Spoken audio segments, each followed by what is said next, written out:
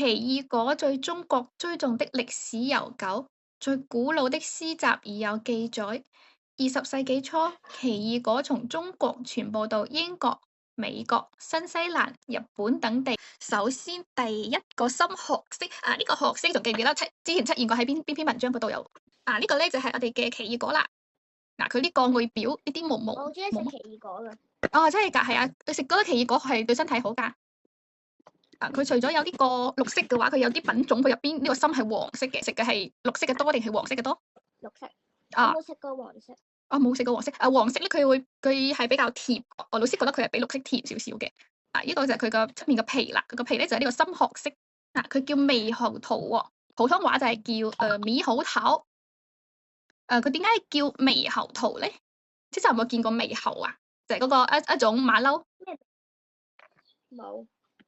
OK 㗎，老師俾先人睇下圖片。咁但我見到人類馬騮咯，人類馬騮，OK。之前好似馬騮咁活潑係咪？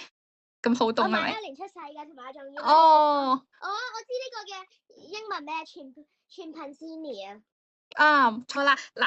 我哋係咪睇到呢個就係獼猴啦？佢中文叫獼猴。好得意㗎。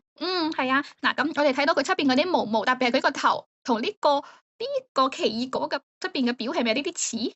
係咪就有啲似係咪？咁老師遮住呢個馬騮嘅樣啦。佢遮住呢個馬騮嘅樣，佢呢個毛毛咧，佢個毛毛係咪同呢個皮有啲似啊？就因為呢個外形咧，所以我哋中文名就叫佢做獼猴桃啦。想要了解更多內容，可以私訊我們哦。WhatsApp +85263690166。